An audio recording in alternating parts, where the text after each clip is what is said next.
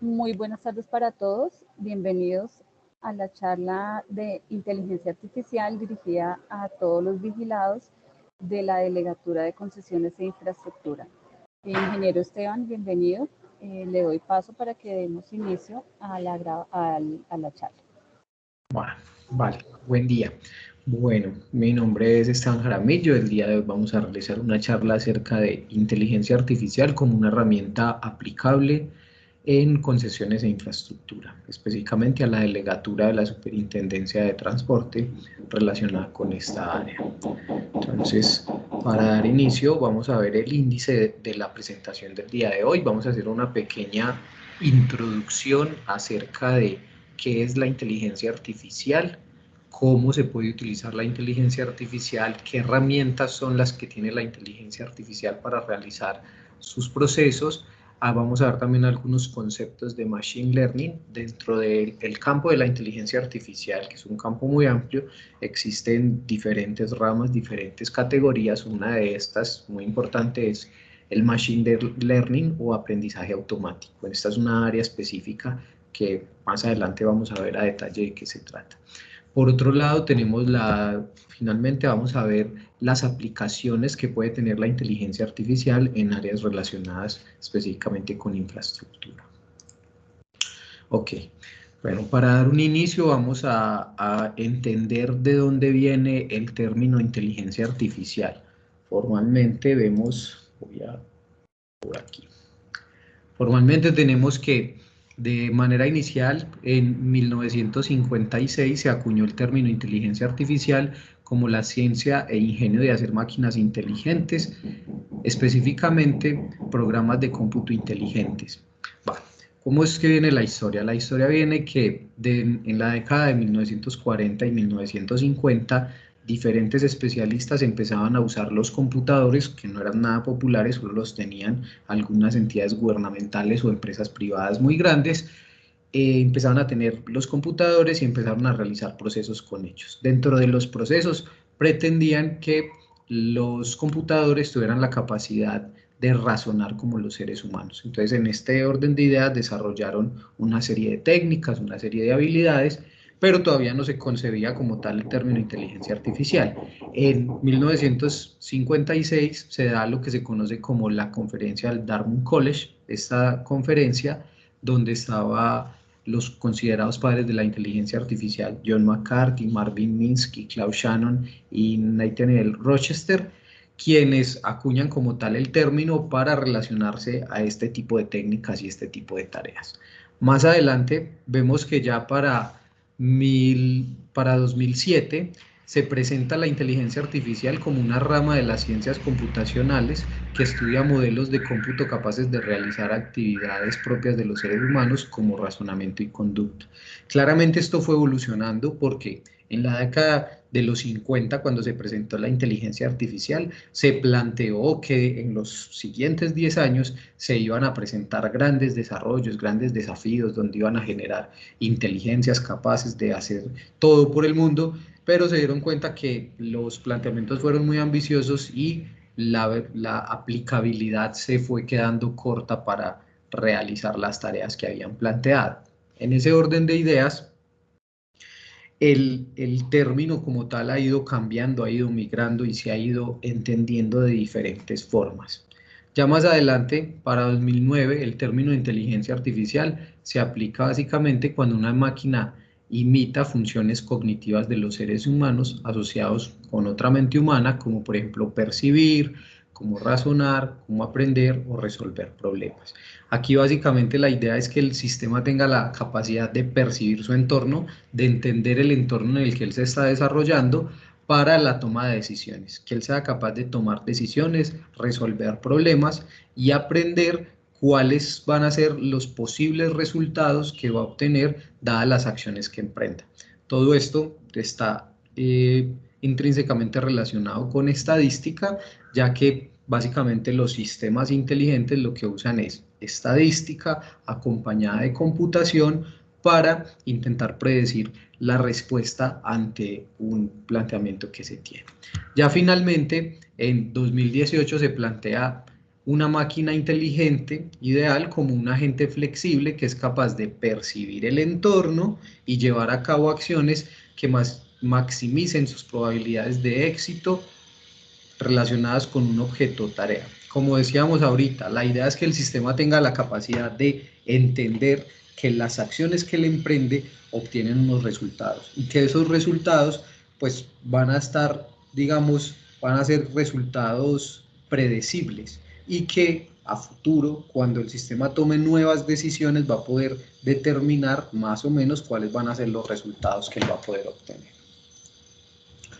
Dentro de las aplicaciones más conocidas o más famosas que tuvo en sus inicios la inteligencia artificial fue la máquina Deep Blue de IBM. Esta máquina, una máquina que participó en un juego de ajedrez, en un ciclo de juegos de ajedrez con el gran campeón Garry Kasparov y le ganó. En ese momento se planteó que había finalizado la supremacía humana en el ajedrez.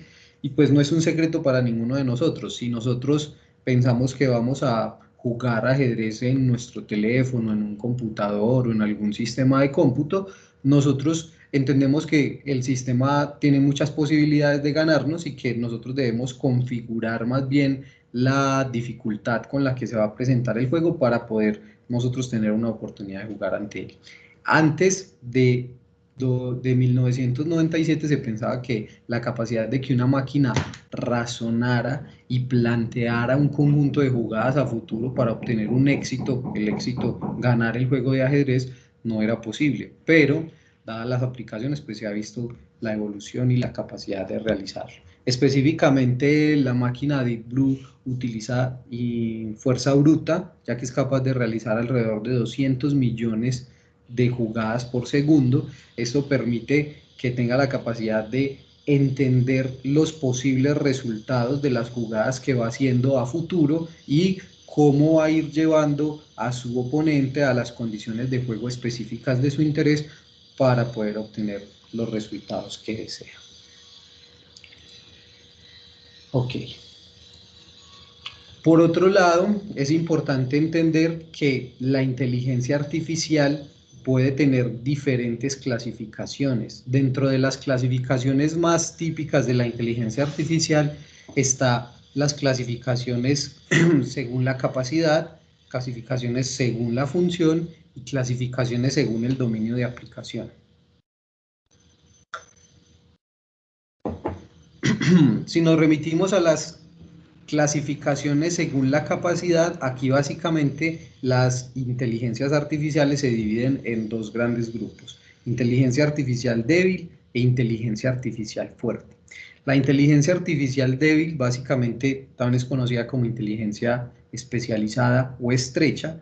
Este tipo de inteligencia artificial básicamente es capaz de realizar una tarea en específico que es limitada, es decir, solo realiza una función. Si yo le digo al sistema, vamos a estimar la probabilidad de lluvias del día de mañana, el sistema específicamente se enfoca en tener información, por ejemplo, de la serie de tiempo de climatológica, de información de formaciones de nubes alrededor del punto de interés, y podría darnos una predicción de cuál es la posibilidad de que el día de mañana llueva.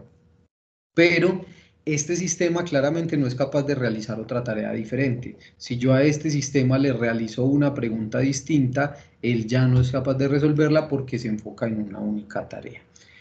Esto parece que fuera poco útil y que no fuera muy interesante. La realidad es que la mayoría de aplicaciones comerciales, industriales y del mundo real relacionadas con inteligencia artificial son inteligencias artificiales de este tipo, inteligencias artificiales especializadas, porque realizan una única tarea. Muchas veces cuando se quiere tener una multimodalidad, lo que se hace es que se tienen múltiples modelos que realizan diferentes tareas y se asocian a través de una herramienta que permite identificar cuál de los modos es el que estamos pidiendo usar. Ahora, si nos vamos a la inteligencia artificial fuerte, general o consciente, esta estaría relacionada con una inteligencia artificial más semejante a la inteligencia humana, que tenga la capacidad de comprender, razonar y aprender múltiples dominios.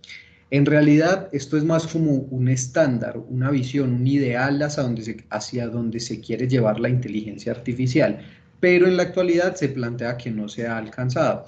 Tal vez hay acercamientos muy relevantes desde diferentes áreas, como por ejemplo el procesamiento del lenguaje natural, donde tenemos los modelos de lenguaje natural masivos tipo ChatGPT, tipo Llama, tipo BARS, los cuales yo puedo realizarles preguntas en diferentes dominios y él va a tener la capacidad de responder.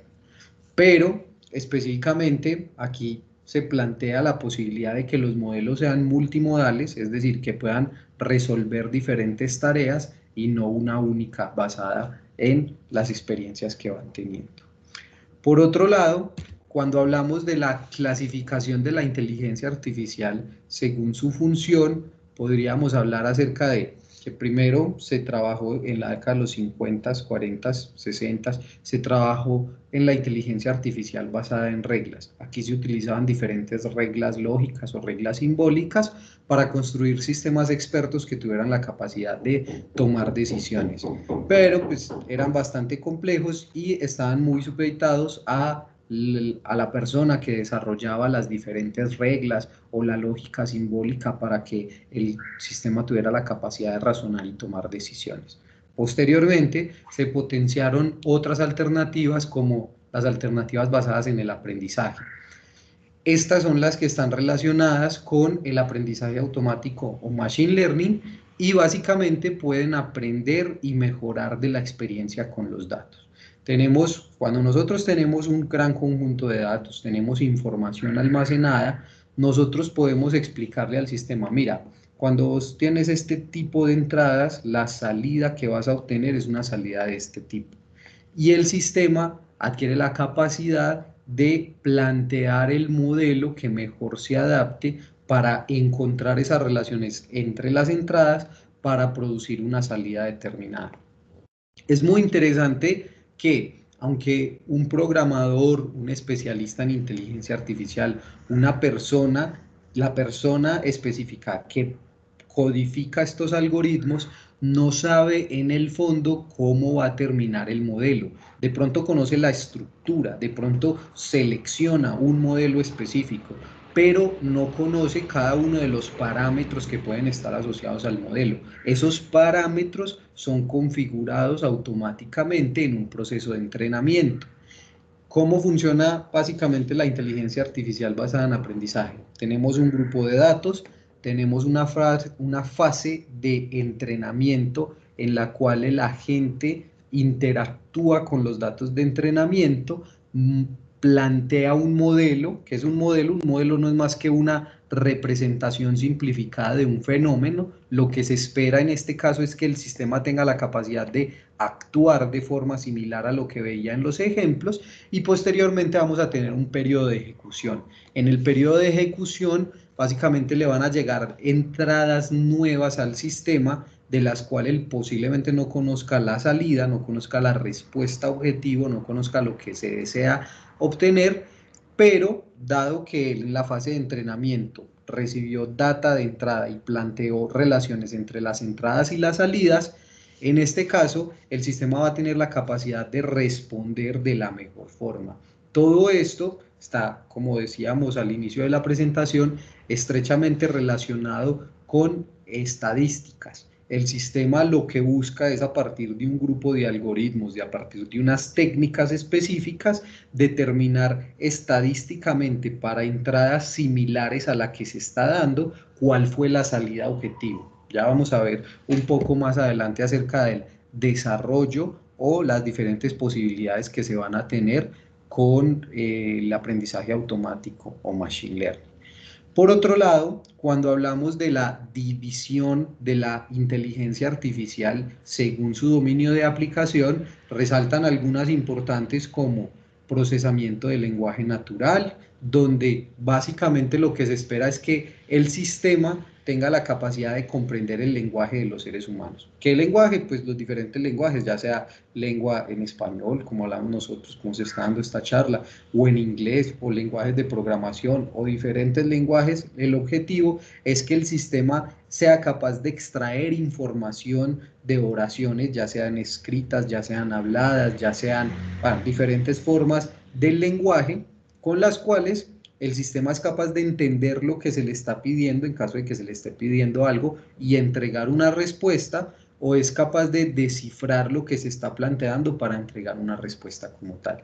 Dentro de estas aplicaciones relacionadas con procesamiento de lenguaje natural, resalta los chatbots. ¿Qué son los chatbots? Los chatbots no son más que aplicaciones que son capaces de clasificar las peticiones de los usuarios en un tipo específico de petición. No es un secreto que en atención al cliente todo se clasifica según un conjunto de reglas. Puede ser una queja, puede ser un reclamo, puede ser una petición. Si la queja es de tipo tal, la respuesta va a ser más o menos así. Si el reclamo es de tipo tal, la respuesta va a ser más o menos de la siguiente forma. Aquí lo que se plantea es que el sistema va a tener la capacidad de, sin importar la no ortografía, la gramática con la que la persona escriba y le haga la pregunta, por ejemplo, al chatbot, el chatbot sea capaz de clasificar lo que el usuario quiere y responder.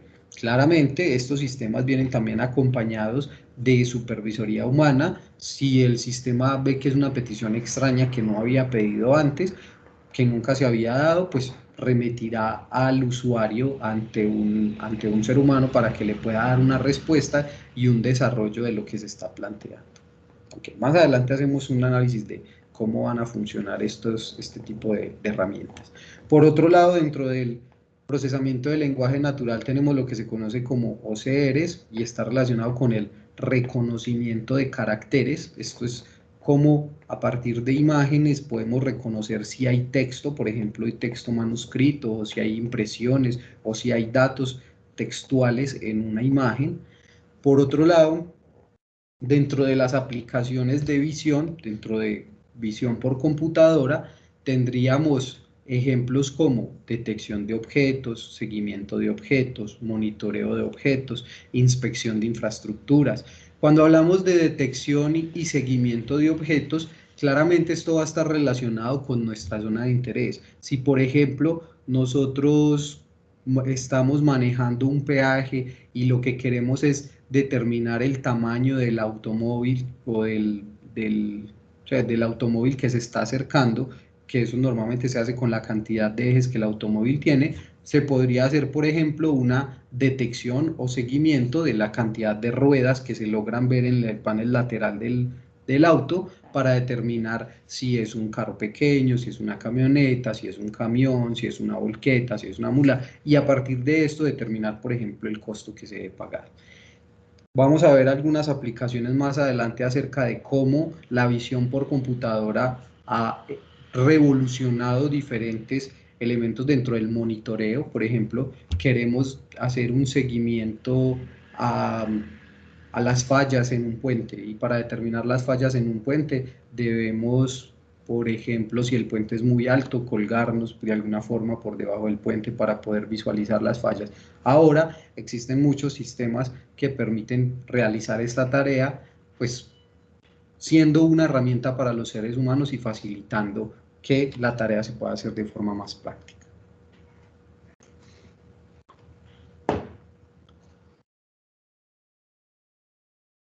Okay.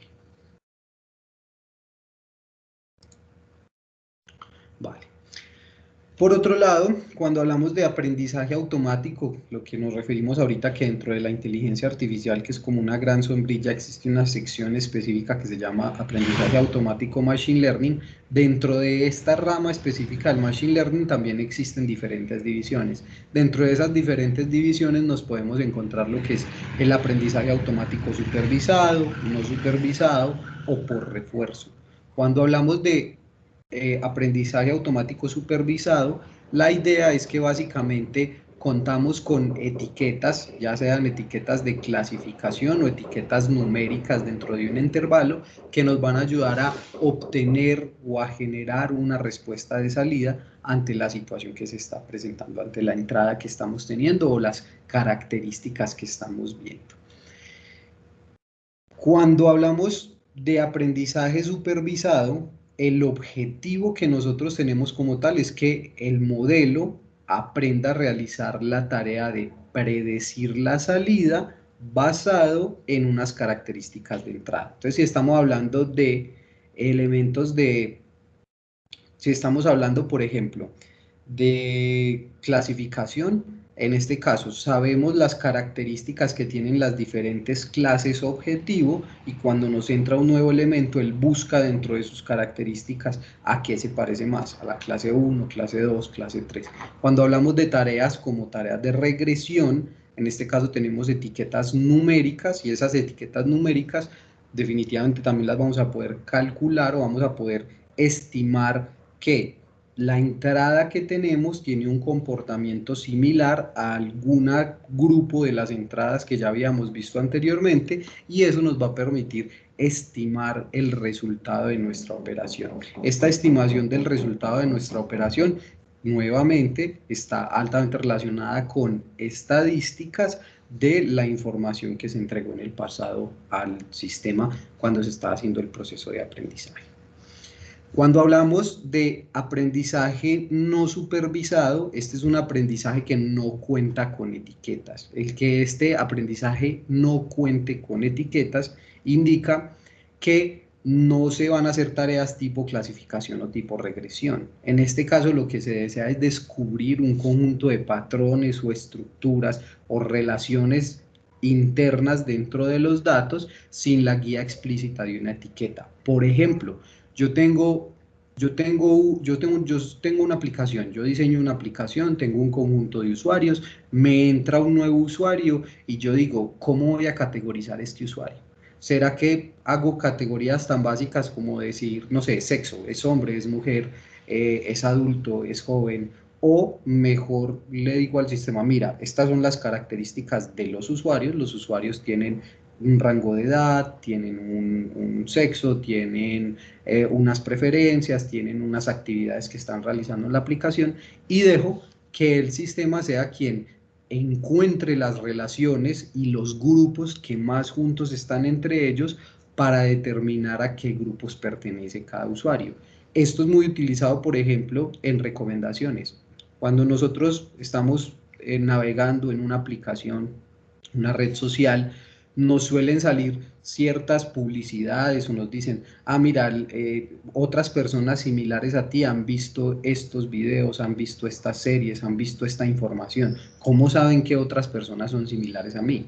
Pues eso se deduce en función a las actividades que nosotros realizamos dentro de las aplicaciones. Si yo dentro de las aplicaciones veo un tipo de películas, un tipo de documentales, escucho un tipo de música, esto va haciendo que yo vaya pareciéndome a otros sujetos que ya estaban dentro de la aplicación. Y lo que vamos encontrando es que como yo me parezco a esos otros sujetos, lo más seguro es que tenga intereses similares a esos sujetos. Esto pues claramente es relacionado con estadística. Muchas veces uno piensa que uno es muy diferente y no se parece a nadie, pero resulta que sí, todos tenemos muchas relaciones en función a lo que nos gusta y eso es lo que explotarían en este caso.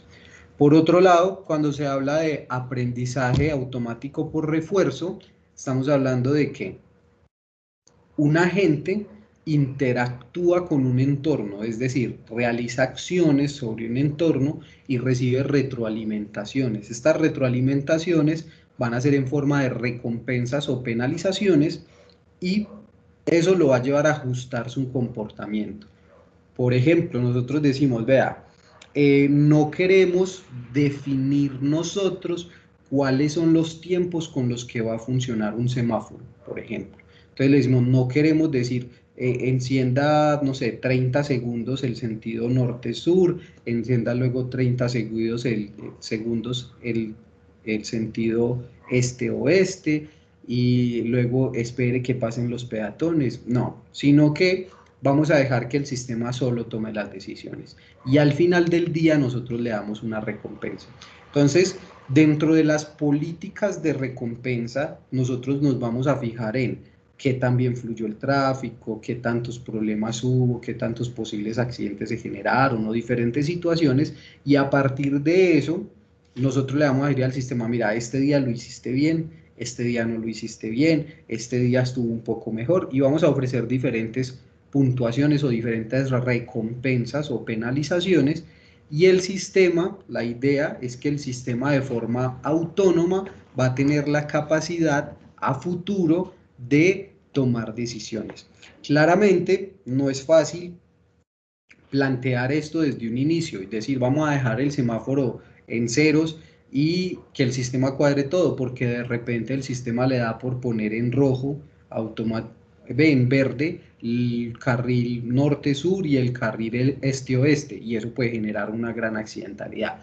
Pueden haber modelos computacionales que realizan las primeras fases de entrenamiento con las cuales el sistema entiende la lógica que hay detrás del entorno, de que no debe, por ejemplo, poner dos carriles al mismo tiempo en verde porque puede tener conflictos, puede llegar a generar accidentes, y una vez ya entiende la lógica general del problema, podemos ahí sí en la práctica dejar que el sistema refine sus parámetros, refine sus acciones para que obtenga unas mejores recompensas, dado los diferentes cruces que se van a presentar.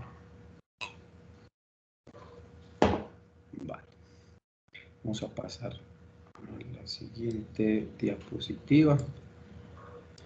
La siguiente diapositiva está relacionada con algunas tareas relevantes dentro del Machine Learning. Cuando nosotros hablamos del aprendizaje automático, así como había unas clasificaciones o unos grupos de características como era aprendizaje supervisado, no supervisado o por refuerzo, también existen un grupo de tareas específicas que nosotros podemos desarrollar con estos. Dentro de las tareas específicas que se pueden desarrollar estarían las tareas de clasificación, regresión o agrupación.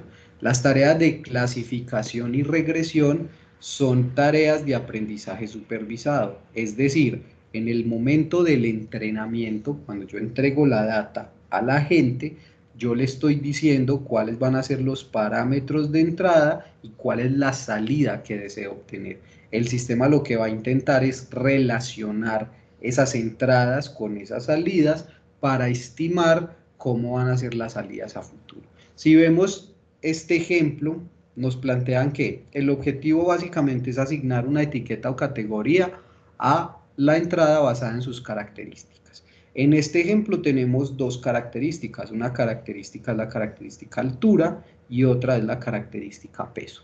Nosotros tenemos un grupo de usuarios, por ejemplo, y los queremos clasificar, queremos determinar si los usuarios que están llegando son niños o son adultos.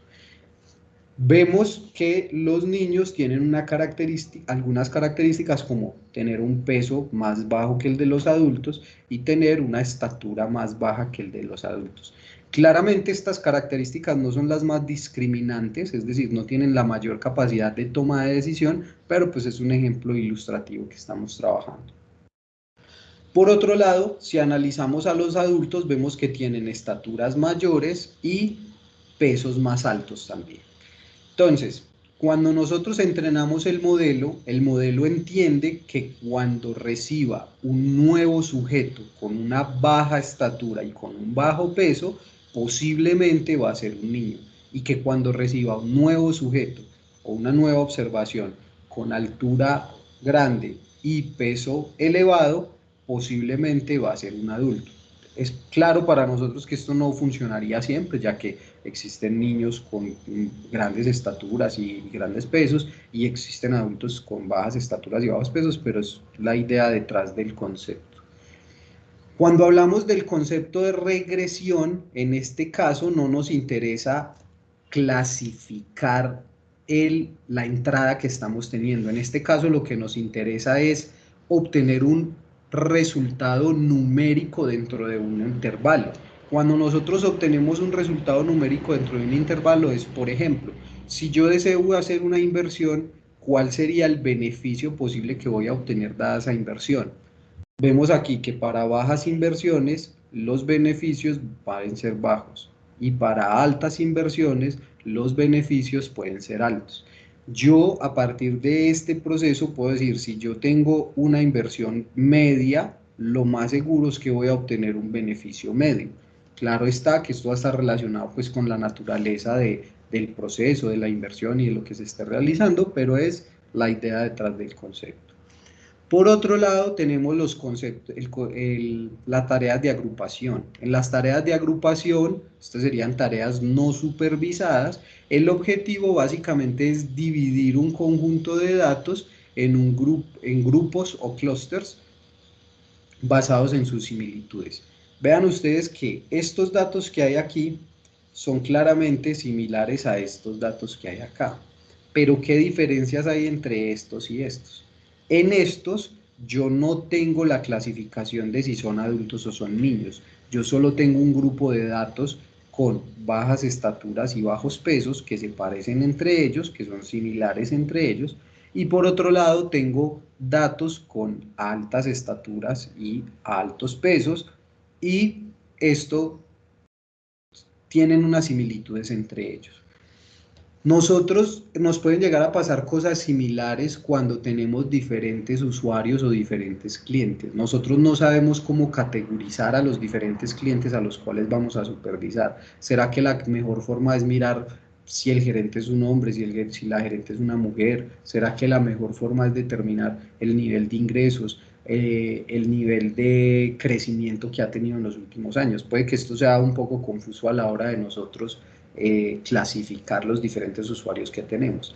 Lo que nos propone el aprendizaje automático es, nada, recibamos un grupo de características y encontremos los usuarios que están más cercanos entre ellos. Y al analizar esos grupos vamos a poder encontrar cosas interesantes. En este caso en particular, los usuarios que tienen alturas elevadas van a tener también pesos elevados, y los usuarios que tienen bajas alturas van a tener también bajos pesos, y estos los podríamos clasificar como adultos y niños, por ejemplo, según lo que estamos viendo ahí.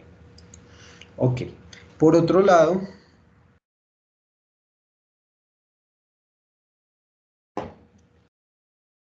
tenemos lo que sería el aprendizaje automático por refuerzo. Cuando hablamos de aprendizaje automático por refuerzo, estamos hablando lo que veíamos ahorita.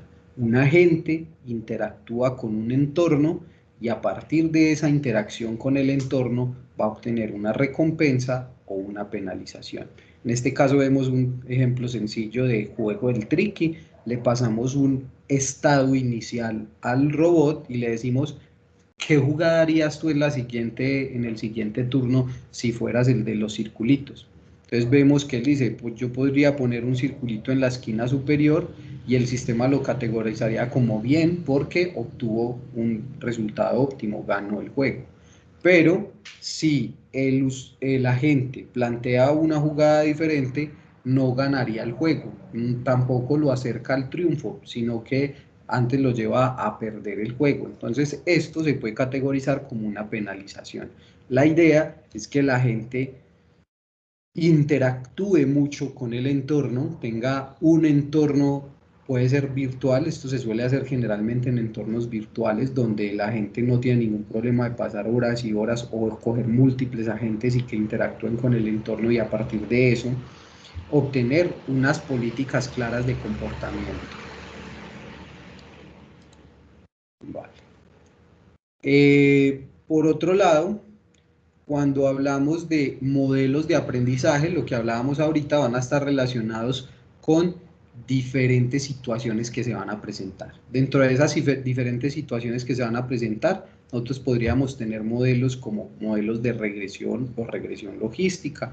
Aquí los modelos de regresión, ya sea regresión lineal, polinomial, exponencial, logarítmica, diferentes tipos de regresiones que existen, generalmente son usadas en tareas de regresión, como su nombre lo dice, es decir, para estimar un valor numérico. Por otro lado, cuando hablamos de regresión logística, esta realmente es una aplicación relacionada con categorización de variables. Otro algoritmo que fue muy famoso y muy utilizado en la década de los 80s y 90s han sido, por ejemplo, las máquinas de soporte vectorial. La idea detrás de las máquinas de soporte vectorial es llevar las características a una dimensionalidad más alta donde los datos puedan ser divididos por una línea o un hiperplano en este caso. Hay toda una idea matemática detrás de estos procesos, que no es como el objetivo de esta charla, pero la idea es que entendamos más o menos las diferentes posibilidades que nos pueden ofrecer diferentes modelos. Por otro lado, podemos tener lo que serían los bosques de decisión o los árboles aleatorios.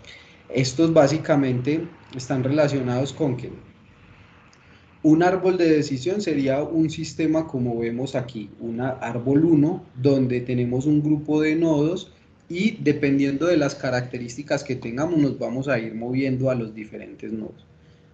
Esto sería un segundo árbol donde dependiendo de las características de entrada el sistema se va a mover por diferentes nodos. Lo interesante aquí es que si nosotros creamos muchos árboles de decisión que van analizando diferentes características y tomando diferentes medidas, nosotros luego podemos hacer una agrupación de los resultados de los múltiples árboles, hacemos una votación y determinamos cuáles son más parecidos, quiénes son mayoría en la decisión tomada, cuáles son más semejantes, y a partir de eso determinar el resultado de nuestra operación. Por otro lado, tenemos lo que serían algoritmos de agrupamiento. Dentro de los algoritmos de agrupamiento nos encontramos, por ejemplo, que tenemos un grupo de datos y deseamos encontrar qué grupos hay dentro de esos datos. En este caso en particular se encuentran 3 grupos y se plantea un grupo verde que está en esta región, un grupo azul que está en esta región y un grupo rojo que está en esta región. Si nosotros entramos un nuevo dato en cualquier lugar, podría ser, por ejemplo, entramos un nuevo usuario que va a tener, que va a estar por aquí, por ejemplo. Ese nuevo usuario claramente tiene características del grupo rojo, entonces lo podríamos clasificar como perteneciente al grupo rojo, ya que tiene características similares, y así sucesivamente. Podemos clasificar nuevos usuarios a partir de su similitud con otros usuarios. Finalmente, dentro de los modelos más utilizados de la inteligencia artificial están los modelos de redes neuronales. Estos modelos de redes neuronales han tenido gran crecimiento en los últimos años por algunas características particulares que se han dado, y es el aumento en la capacidad de cómputo, el aumento de las bases de datos y la capacidad de procesamiento. Entonces, cuando tenemos muchos datos y mucha capacidad de procesamiento, se pueden realizar entrenamientos sobre este tipo de modelos, que son modelos muy complejos, muy elaborados, muy grandes, que tienen muchísimos parámetros y que requieren de mucha información. No sé si ustedes han escuchado, por ejemplo, que algunas versiones de lenguaje natural, tipo GPT, tipo Llama, tipo BAR, pueden tener 7 millones, 7 billones de parámetros, 30 millones de parámetros. Una regresión lineal, por ejemplo, tiene 2 parámetros. Una regresión logística tiene también 2, 3 parámetros. Una regresión multinomial, polinomial, puede tener 10 parámetros. Mientras que las redes neuronales pueden tener hasta millones de parámetros. Y en esos millones de parámetros, aprender cuáles son los valores adecuados de esos millones de parámetros es lo que se hace en el proceso de entrenamiento, y por eso se necesitan los grandes volúmenes de datos y la gran capacidad de cómputo. Dentro de las aplicaciones que tiene la inteligencia artificial nos encontramos un campo relevante y es el campo de...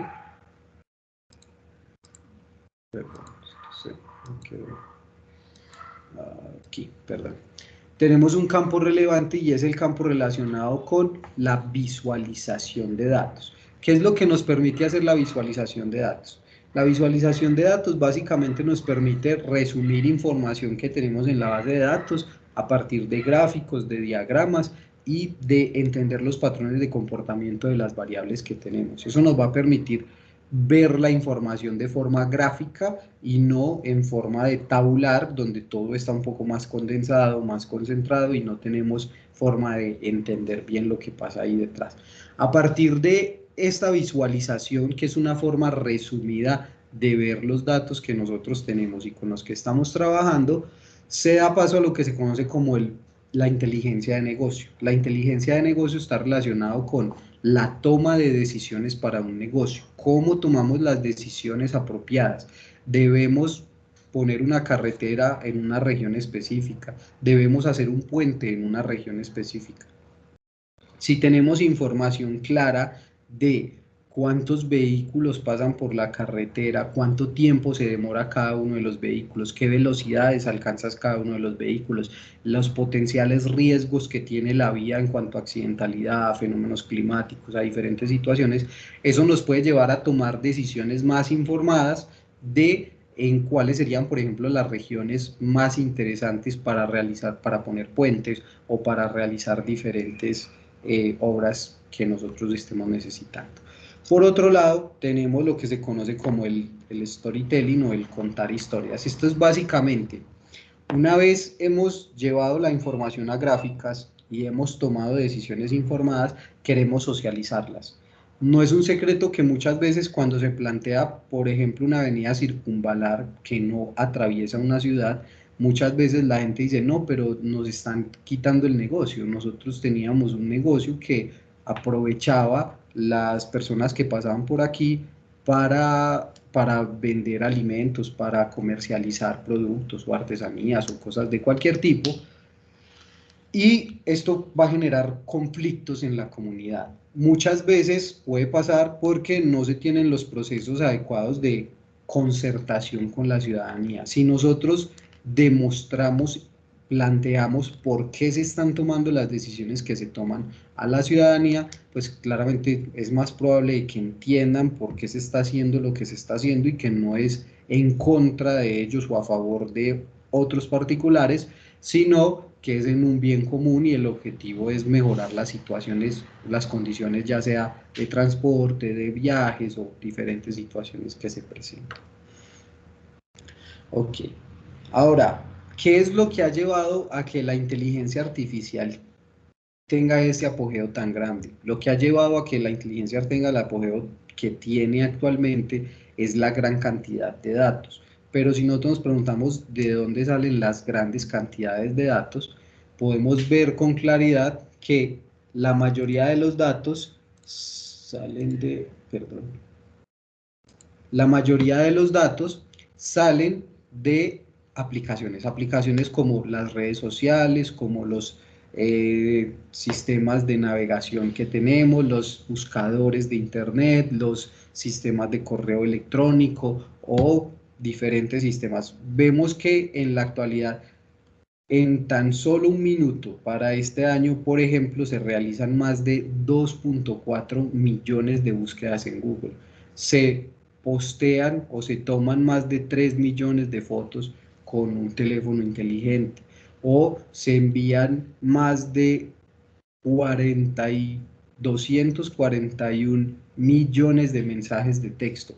Esto, de mails. Esto claramente es muy relevante porque esto tiene gran información. Todo lo que nosotros comunicamos, todo lo que nosotros enviamos, en el fondo está dando información de lo que nosotros hacemos, y si nosotros podemos aprovechar esas grandes fuentes de datos, vamos a poder generar sistemas que respondan a las necesidades planteadas. Vale. Cuando hablamos específicamente de aplicaciones relacionadas con concesiones e infraestructuras, nos encontramos que, por ejemplo, dentro del procesamiento del lenguaje natural hay aplicaciones como chatbots, OCRs, o en visión computacional vemos detección de objetos, seguimiento de objetos, monitoreo, análisis de infraestructura. Dentro de estos ejemplos nos podemos encontrar, como decíamos, los chatbots pueden ser útiles para dar respuestas a reclamaciones, peticiones y quejas. Si nosotros miramos, en el fondo, muchas reclamaciones van a ser similares entre ellas, muchas peticiones van a ser similares entre ellas, muchas quejas van a ser similares entre ellas. Entonces no tiene mucho sentido que desgastemos la fuerza y la capacidad humana en estar respondiendo siempre lo mismo, sino que podemos generar un chatbot, pero que tenga la supervisión de un ser humano, que el ser humano diga, sí, esto está bien, así es que se debe responder, ok, aquí está bien, esto así, ante esta queja, este sí es el proceso a seguir. Y eso facilitaría que los funcionarios tengan mayores capacidades para desarrollar sus actividades realmente importantes y no estén consumiendo su tiempo, su recurso vital en, las, en la solución de cosas pequeñas que pueden ser automatizadas. Cuando hablamos del OCR o reconocimiento de caracteres, por ejemplo, cuando estamos haciendo análisis de diferentes vigilados, nosotros podemos querer hacer una auditoría financiera de los vigilados, entender realmente cuántos ingresos están generando los vigilados y ellos nos pueden mandar, no sé, un registro de la información contable que tienen, de facturas, de gastos, de procesos que realizan, de nóminas, de todo lo que ellos pagan, y hacer un proceso manual de seguimiento de toda esa información puede llegar a ser muy denso y muy complejo, puede tomar mucho tiempo y hay que estar muy pendiente de cada uno de los pasos, puede haber errores de digitación o diferentes problemas. Un sistema de OCR básicamente lo que nos permite es, a partir de una imagen, reconocer qué texto es el que hay en la imagen. Y después de ese reconocimiento del texto, podemos hacer el reconocimiento de qué es la información que hay ahí y clasificarla en una categoría específica y dar una solución particular. Específicamente podríamos tener cartas de nóminas, podríamos tener cuentas de cobro, que aunque tengan diferentes formatos, podemos entender qué es lo que está pasando por detrás y cómo interactuar. Dentro de este reconocimiento de texto también estaría lo que se conoce como el reconocimiento de placas. El reconocimiento de placas, por ejemplo, si nosotros queremos hacer un rastreo de los vehículos que pasan por los diferentes peajes del país en diferentes horas del día, en diferentes días del año, pues podríamos, a partir del reconocimiento automático, tener una base de datos que sea capaz de identificar cuál es ese automóvil que está pasando, qué placa tiene, y con eso guardar un registro para posteriormente ser supervisado o analizado y detectar comportamientos o diferentes situaciones. Otra aplicación que ha tomado mucha fuerza es, por ejemplo, el reconocimiento de carril. Cuando hablamos de reconocimiento de carril, estamos hablando de que el sistema automáticamente tiene la capacidad de reconocer cuál es el carril por el que está moviéndose y determinar si está haciendo las cosas bien o no. Si, por ejemplo, nosotros tenemos un vigilado que es una empresa de transporte de mercancías y esa empresa de transporte de mercancías tiene el típico cómo conduzco, letrerito que dice cómo conduzco, y esperan a que las personas llamen y digan, ah, mira, cometió una imprudencia el conductor tal en la calle tal. Pensemos que los carros podrían estar dotados tal vez con sistemas con cámaras de seguridad, y esas mismas cámaras de seguridad van a permitir determinar si el conductor está manejando muy abrillado, está interrumpiendo.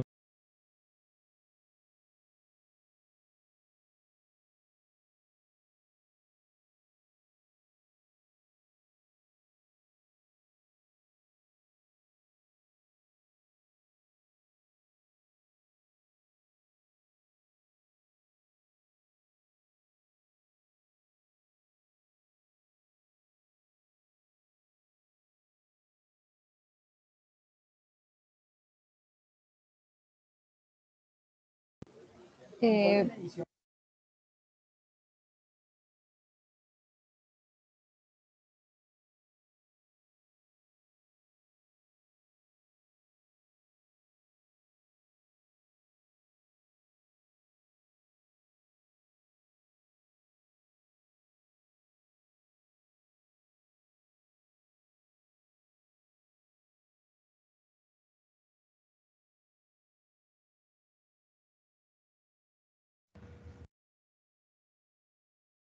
Hola, ya estoy, ¿me escuchan? Qué Hola, pena. ingeniero. Sí, ya te vemos nuevamente. Vale. Se te cayó la conexión. ¿Ya ven mi pantalla también nuevamente? Sí, sí, sí, aquí vemos tu pantalla.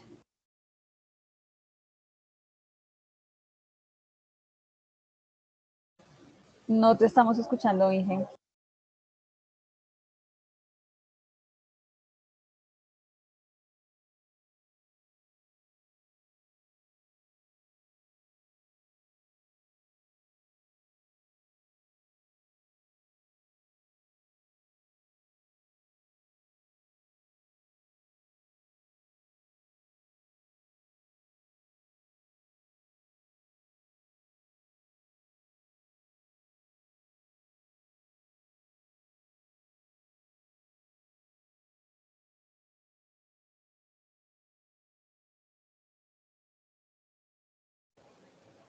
Inge, si nos escuchas, se quedó congelada tu señal. ¿Escuchan de nuevo? Hola. Hola, sí, ya te escuchamos. Vale, qué pena con ustedes, pero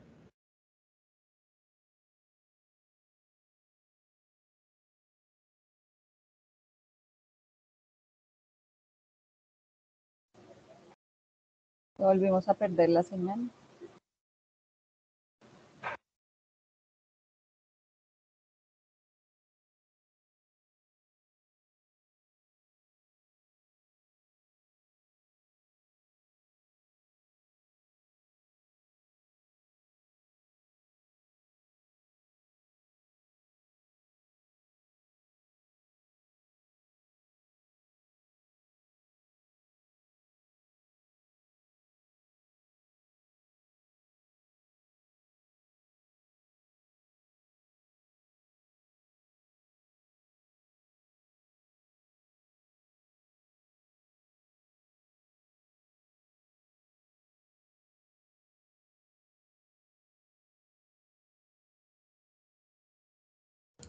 hola, hola, ¿me escuchan?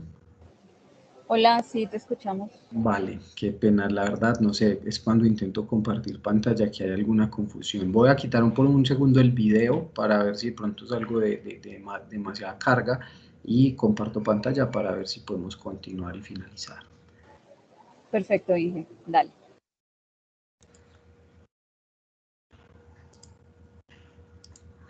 Vale. Entonces, continuando, ya habíamos visto esto de los carriles.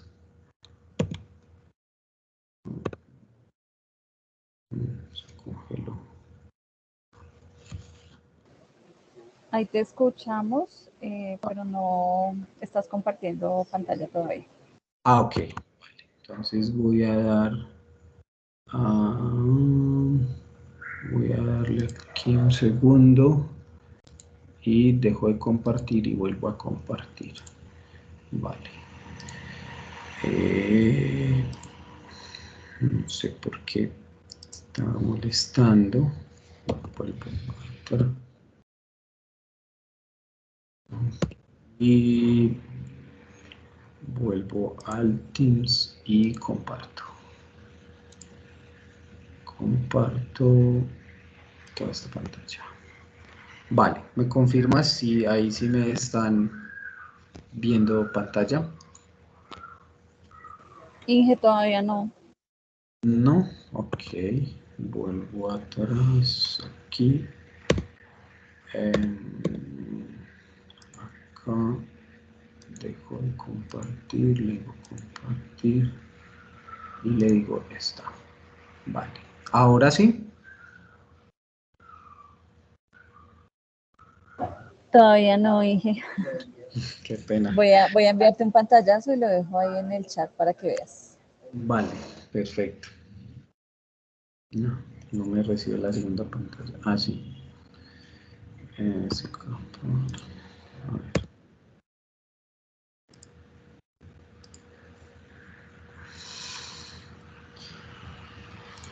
Ahí está en el chat el pantallazo de cómo te vemos en este momento. Vale, un segundo, yo vuelvo y...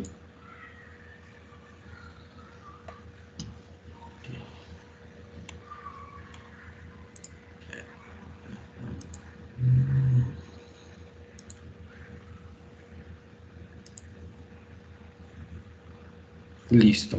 Ahí de pronto, pone que ya volvió a quedar. No, Inge. Igual, tienes apagada la cámara y pues no vemos la proyección tampoco. Sí, yo estoy por aquí, pero según el sistema ya estoy compartiendo pantalla. No, sigue igual como te envié el pantallazo en el chat.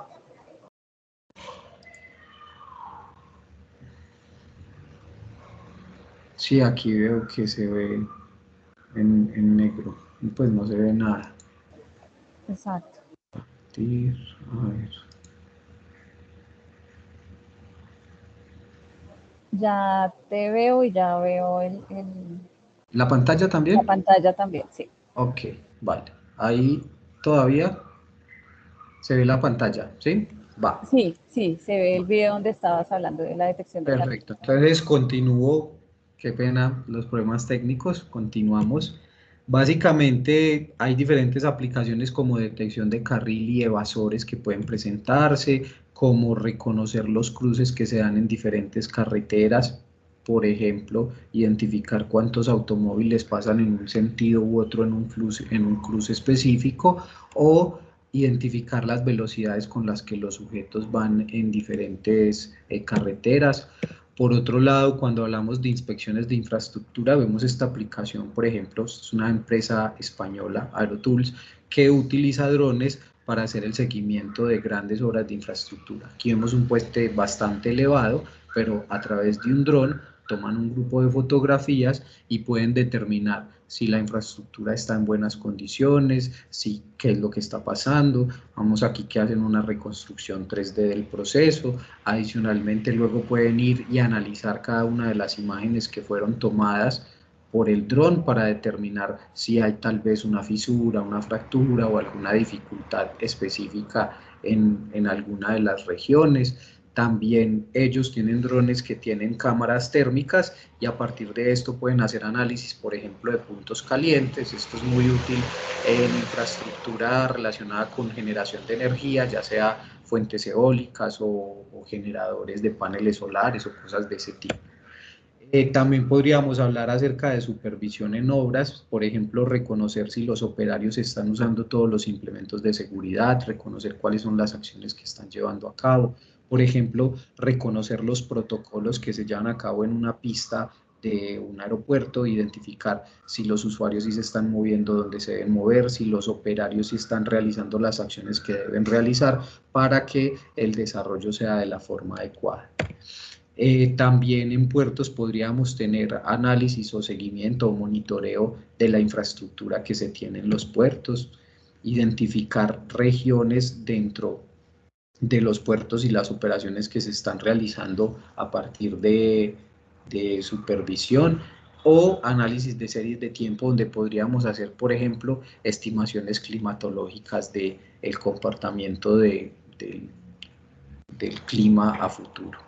Básicamente eso sería todo por la presentación del día de hoy. Me disculpo por las dificultades técnicas, pero pues aquí hemos podido terminar, gracias a Dios, con todo el contenido.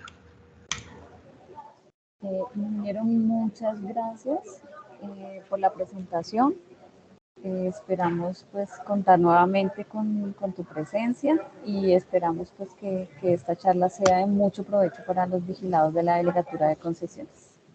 Muchas gracias a todos. Los esperamos en una próxima charla. Hasta luego, que estén bien. Jan, por